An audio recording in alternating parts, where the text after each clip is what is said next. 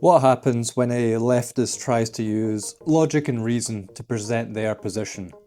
Well, you get an hour-long video just brimming with endless contradictions.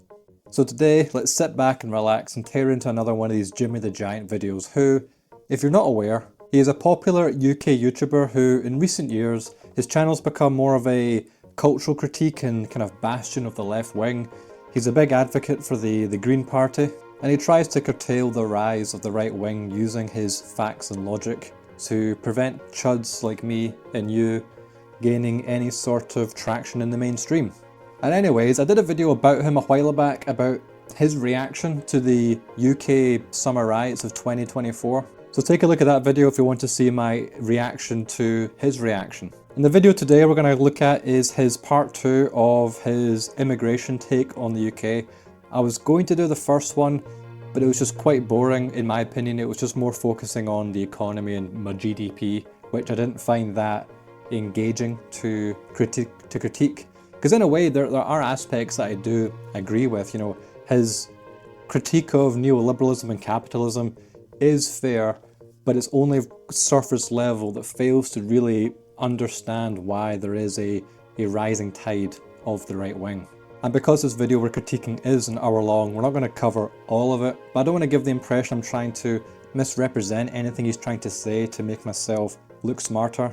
And because I don't really have anything against him personally, you know, I just want to address a lot of the main points he's trying to make to show that he is, while almost on the right path, just completely misguided to fail to see some real foundational problems and failing to understand exactly why people feel the way they feel today.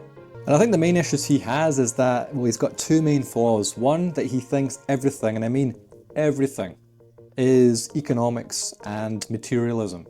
And two, he can't obviously see past that, and so he fails to see anything beyond, you know, the idea of culture. He can't understand that culture stems from race. He can't understand that integration, assimilation is a myth.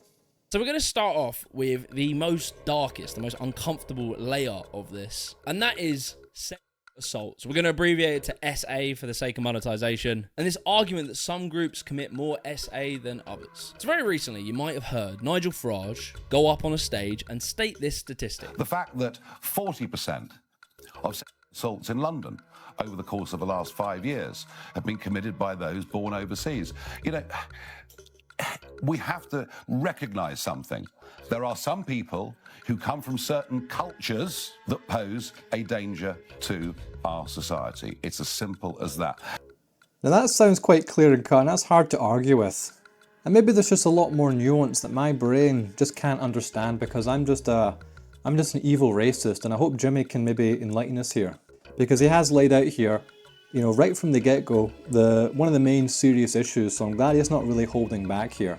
Because he has laid out and admitted, which is backed by all the stats he has shown, that there is a clear connection between, well, we'll call it SA as well, and immigration. Like, you know, if it's true, it'd be completely understandable that, yeah, if there's a group of people that are doing more SA than others, probably we shouldn't allow them in the country, right? So we have to start with, like, firstly, where did this claim come from? And if we look online, we will find a group called the Centre for Migration Control, who published this report that says up to 47% of SA in London was committed by foreign nationals, despite only being a quarter of the population. This stat was shared everywhere, right?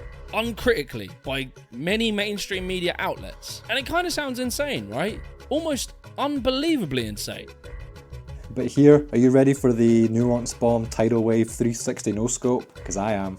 In the notes, it says the number of custody records do not equal the number of individuals. For example, an individual may be arrested twice within the time period. Some people would have been arrested and not found guilty. So if you have one guy that commits 10 crimes, in this report, all of those crimes will be logged as separate incidents, but done by one person. But you know, weirdly, the CMC just decided to literally delete this section from their report, and completely ignoring its advice by counting every single incident as different people committing different offences.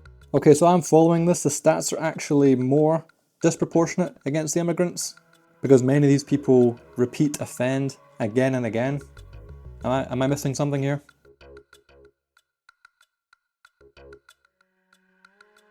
So then with that number, you then now need to work out the overall population of Afghans in London, which this report tells us is 12,000. This number from the CMC is completely made up. They invented the number. They just picked a number, 12,000. And I know that sounds insane, but the CMC even admits it. They just say, yeah, we made up the number because we don't have the data. But luckily, right, we have the data. We can roughly work out the Afghan population in London because we have Google. So we can work out the Afghan population, right? In 2021, there was a census that says in the UK, there's about 85,000 Afghans and 56% of them report living in London. And so if we divide it by that number, we go from 74.17 all the way down to about 2 or 3, which, oh look, is very similar to the British rate. So yeah, it was a completely bullshit report. It's complete pseudoscience, but it gets shared everywhere. And he does go on and on. This is a recurring theme in this video, I think, where the stats that he is referring to that have been used by, we'll call it right-wing media outlets, are not that accurate potentially. And I've not bothered to check them myself, so let's just go with Jimmy's, determination that they aren't actually that accurate. So it could be a fair point. And if the numbers are not completely accurate, this relies on census data and recording people's nationality correctly when they check those boxes on those forms once every 10 years. So does this just mean we should just take all these stats that might not be completely correct and just throw them aside and just say this is all completely false now? And that the conclusion here is that there's no connection between the rising rates of SA and the rising immigrant populations? What about if we just ignore the data completely? What if we just trust our own eyes? Hundreds and probably thousands of these, Facebook posts of these concerned parents on these channels of individuals they've spotted that they want other parents to be made aware of the dangers that they may pose towards their children. And just all these other clips you see of the usual suspects doing things that they rather shouldn't be doing. And you might say this is completely anecdotal, and it might be, but show me the clips of the native Brits doing this. And I'm sure there are some clips of this, but considering how small one population is compared to the other, the videos you see, again, you don't need a study to actually determine this. You just need to use your own eyes. And all the stats that they do have, regardless of them being completely accurate, when compared to all the other European countries, the same story is completely parallel. Are these governments who are all very pro-immigration, are they now trying to create fake anti-immigrant propaganda? So these stats, they show at the very least a general trend. But Jimmy the Giant here is using the power of liberalism and newspeak to argue that the opposite is true. Because the right wing is always wrong. The right wing is irrational. I mean, better luck next time, Judd. A completely bullshit report. It's complete pseudoscience, but it gets shared everywhere. You hear it. Nigel Farage reiterates it. You hear it endlessly, and it just quietly gets lodged in the back of your brain, and it becomes part of this sort of tower of beliefs that lead people to this idea that certain cultures are maybe more criminal. But it just brings me back to that point I made earlier, you see all these videos of these women recording themselves walking home, being harassed by migrants, these parents taking pictures of these people hanging around play parks. And along comes Jimmy the Giant, who says actually the data which we have doesn't support what you see with your own eyes. And it's not just that they are more criminal or there's more crimes being committed, it's that the crimes that are being committed that we see on headlines every single week is nothing short of pure barbarism.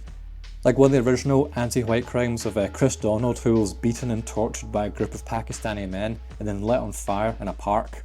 Or this story here that happened I think last year, and I can't even read the title because it will get the video demonetized, but a woman who was enduring the most horrendous abuse, again in a park, and then later on she suffered a heart attack because of the abuse and attack that she sustained.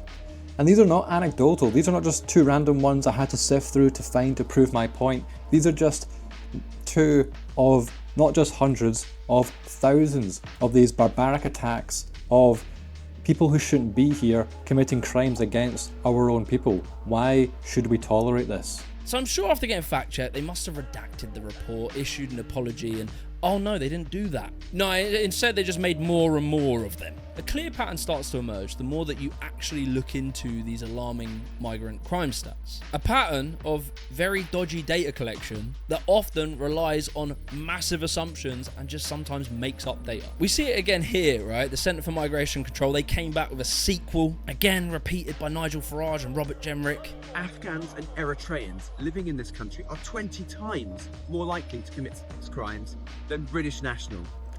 And this is a critical point. I feel Jimmy from the outset rejects the premise that other people, other races, other cultures, they can't simply commit crimes at a higher rate. He simply rejects that from the outset. Whenever you hear these very alarming stats about this group of people does 1,000,000 times more this than that, you know, when people complain about the small boats crossing the channel, what is it that they say about the people? They often say the phrase military-aged males. Military-aged men. Why is that? Why do they use that term? Well, it's because we know that age and gender impacts crime rates. Instinctively, if you heard it was a boatload of pensioners coming over or military-aged men, you're going to be more scared of military-aged men. What we know for fact is that men do come over more on boats than women and children, but women and children are much more likely to come over via family reunification schemes. So it is very widely believed that the gender demographics of Afghans in Britain is probably quite balanced between men and women. So when they say this claim that all these asylum seekers are all just young men,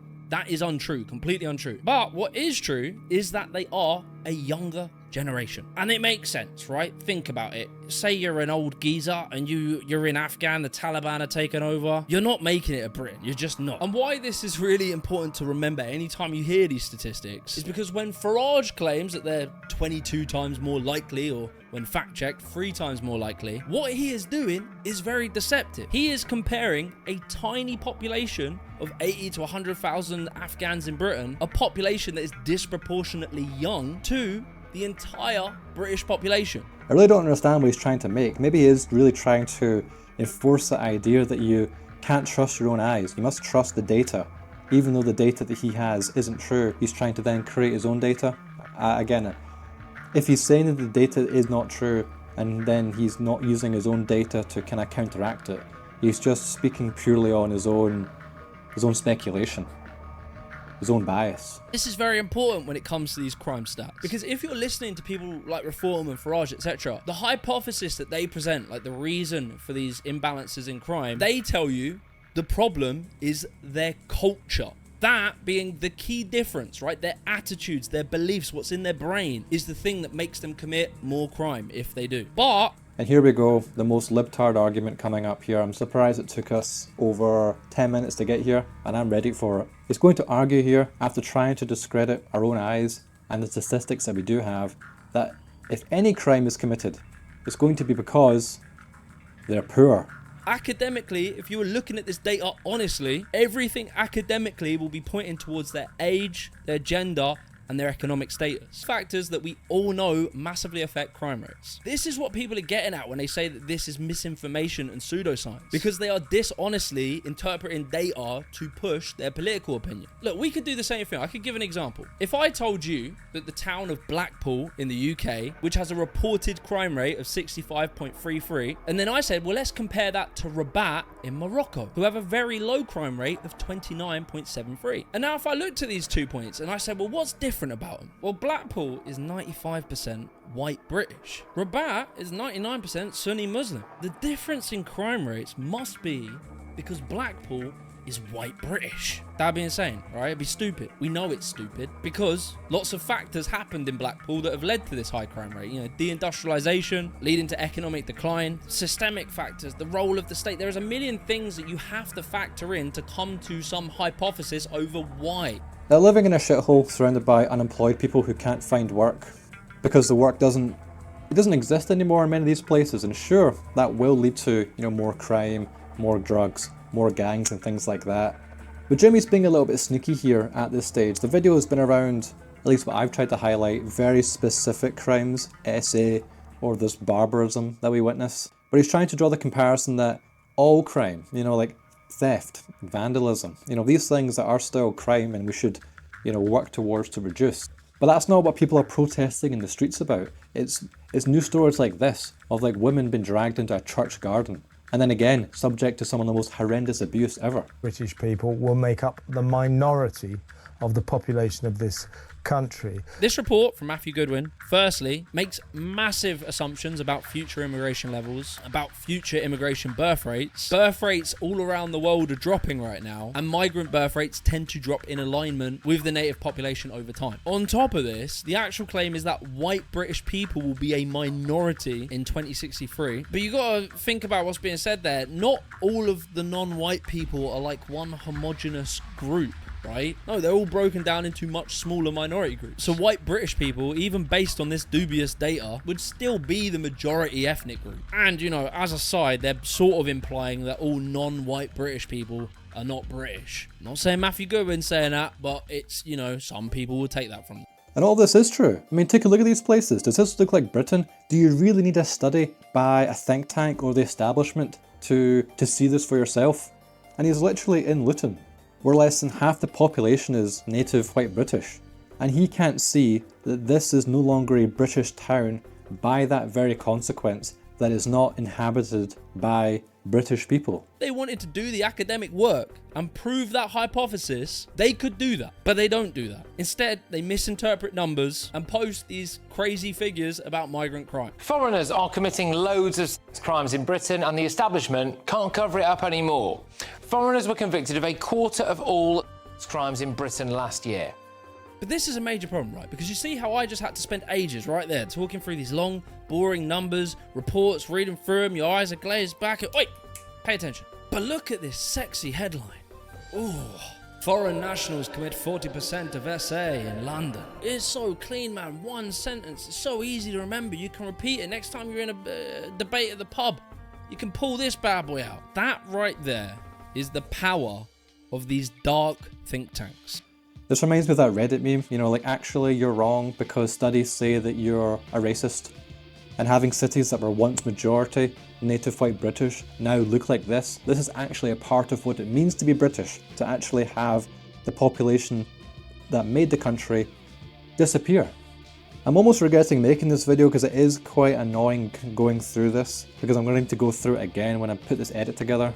So comment, like and subscribe, because this is really not worth the effort here. And as I said earlier, I personally believe statistics are not the driving force for getting people out marching in the streets. It is successive stories of seeing this every single day. And the Liberal might argue, but these are stories that they want you to see, and this creates division. But to me, this is just bullshit, because all these mainstream outlets, they all fail to mention or suggest if there's any connection between the crime and the background of the person committing the crime.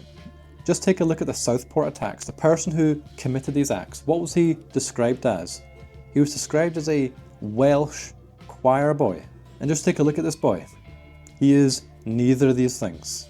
Yet that's how it was initially presented to the public. And the public didn't buy it. So even with the media's obfuscation of these stories, again and again, year after year, people begin to connect the dots themselves because they have eyes, Jimmy, they can see for themselves. Migrant attacks in Epping, Falkirk, which I covered briefly in my kind of shorts that I uploaded here, and we got to speak to the people directly. The London Bridge terror attack, the Glasgow asylum stabbing, the Nottingham terrorist attack, the migrant Reading stabbing rampage, the Manchester arena bombing. Well guys, according to the studies, this doesn't really happen, so it's no big deal. And did you know that white people commit crimes too? Why are you focusing so much on these poor browns? I know you must be a racist or dumb enough to believe your own eyes. It had a devastating impact on victims' lives and also allowed for this to become weaponized in politics as part of this story that Pakistani men or foreigners at large coming here and assaulting our women and children, all whilst being protected by the British state. And there's a lot of real genuine problems and things we did wrong in this situation. But when we look at the world of politics and the media, and we look at what are they proposing is the solution to grooming gangs, it seems to be, I don't really know, it seems to be maybe stop the boats, which doesn't make any sense because This is a very interesting point that almost didn't quite click on there. This is Jimmy's attempt, him just saying that's his attempt to admit that the police, the local council, family members of the abusers, all colluded to keep this quiet. It was a mass betrayal of the native people. And Jimmy only has this fleeting comment that we handled things not in the best way. It's because the boats really escalated. It was sort of started in 2017. Many of these grooming gang cases are from the 90s and 2000s. It's a very strange solution. If the goal is for us to protect the women and children, when in 2022, 87% of perpetrators were white British, despite being 75% of the population. This is just infuriating as well. The gangs were here, the grooming gangs were here legally, Jimmy. If we didn't legally import all these people, we would not have to deal with this problem to begin with. And yes, he is almost onto something here. It's as if our attention is to be focused on these boat migrants when it's the legal immigration that has been out of control for decades. That is what people should be focusing on. But too much focus, and I do agree with him here, is being put onto these arrivals that turn up on boats. Because it is just so ridiculous that I can understand why the media wants to kind of hype up the rage bait, but it does obfuscate what is, think of the Boris wave, the million people that arrived here in 2020, 2021. They arrived here legally. That's a problem. That's the bigger problem. And yes, we do have our own criminal scum and we need to deal with that accordingly. But why does he disregard the right-wing proposal that reducing the importation of these foreigners who do disproportionately commit these crimes will, in the end, reduce the amount of abuse that we as the people have to endure as a whole? So it becomes really curious, right, when you hear this argument about protecting the women and children, especially when we see people rioting and protesting migrant hotels when a refugee gets convicted or accused of SA, because there has been literally zero riots when it came to grooming gangs of white men. I'll flash some of them on screen. And especially when 2 in 5 of those arrested in those hotel riots were convicted of domestic abuse. This really infuriates me. It's him saying, oh, you don't get mad when white people commit these crimes. These people that commit these crimes are scum and they have to be dealt with accordingly. But when it's these foreign gangs and it's uncovered that the establishment worked together to keep it under the rug, this is a betrayal. This is not just some random people committing crime. This is a betrayal of the people you voted in who are allowing the abuse to continue because they have this dangerous ideology that must be true, and so they must do everything they can to make it a reality, even if it means throwing thousands of these white girls to the dogs. And this is an argument, trying to say that, white people commit crimes, why don't you get upset about it? This is an argument they use all the time, because trying to make any defense of these barbaric crimes we witness, it's impossible. So the only recourse they have is to say that, did you know that white people commit crimes too? Maybe you're just focusing on this because you're a racist. And if we were taking, it's the lie that we are taking the best and the brightest immigrants who come here to contribute 1,000 times more than these lazy gammons, then the immigrant crime at the rate of which it is happening wouldn't be such a problem. But it is a problem. It's a huge problem which shatters the worldview people like Jimmy here are trying to present to us. You see, when liberalism alone promised to bring a better life but failed to deliver for ordinary people, for some the reaction is to just burn it all down and embrace authoritarianism instead. Now look, I'm sorry, I got carried away there. It's pretty dramatic, but I just think it's important that we don't do that. But with all that said, I really want to make a last point. That last point being, when people say that Britain no longer feels British, it's kind of vague, but I feel like people are generally referring to maybe the high street. Some shops might look different, maybe the vibe's different, the people, some of them look different than what you might have remembered growing up. And it is very important to bear in mind that the changes to towns via immigration can happen quite fast. If you have large waves of immigration, that change can happen suddenly. And to some communities in some places, that will create a feeling of a lack of control, feeling that they don't have a say in that decision or a say over their community in general. And I think some of it's true. I think, we don't really have a lot of say over what happens in our communities. Some people will point to immigration specifically. And if you're living in a struggling town, changes from immigration can be really visible. And the reason being is because immigrants will typically move to areas areas that are cheaper to rent, poorer areas. Often they'll create diasporas of their immigrant community, and more will move there because it becomes easier to get a job because you know people and you're used to them. Now, generally what happens with these diasporas is over time, the kids will move out as they get older and accumulate more wealth. They move. I mean, wait a minute here. I thought it was all these doctors and engineers. I thought they were all very highly skilled, super smart, and their contributions would be immense. But no, it's dying towns where there's very little hope, and positive change can happen overnight, are being demographically replaced in a very short period of time. Which, remember, Jimmy said demographic replacement is just a conspiracy. So why are these, super skilled, super smart immigrants moving into these poor areas where there is no work? Is their presence actually making these areas better off? I would argue no. They're actually making it worse in almost every single measurable way. I would actually argue here that multiculturalism has succeeded.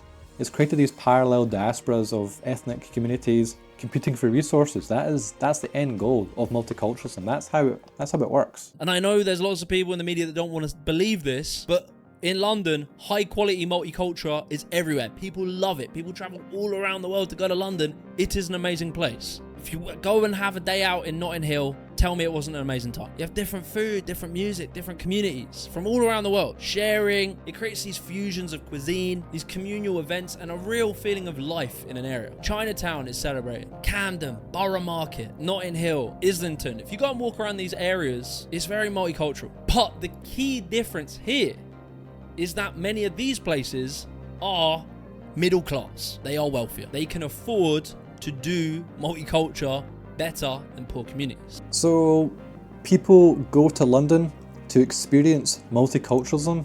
I never knew this. So let me get this straight. When you go to Berlin, you're not going because you want to see what it's like to be in a German city amongst German people.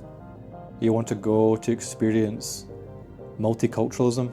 What happens when every single Western city becomes a multicultural dystopia? Everything's going to be the same. And where's the diversity there? I thought diversity was our greatest strength. But if every single city looks like Istanbul, then where's the real diversity there? You do get some people who say places like this, they don't integrate, they're different, they're living parallel lives. Some things are just about convenience. If you're a Muslim and you want halal meat, you're going to live somewhere like this where you can get it here. If you're someone who wants a pint, you probably might not live here because there's not many pubs here. Now that doesn't mean we hate each other, it just means it's convenient. And he is right here, it is very convenient to live amongst your own, which by definition is an argument against multiculturalism. Because these communities are not multicultural, they are monocultural blocks within a wider society.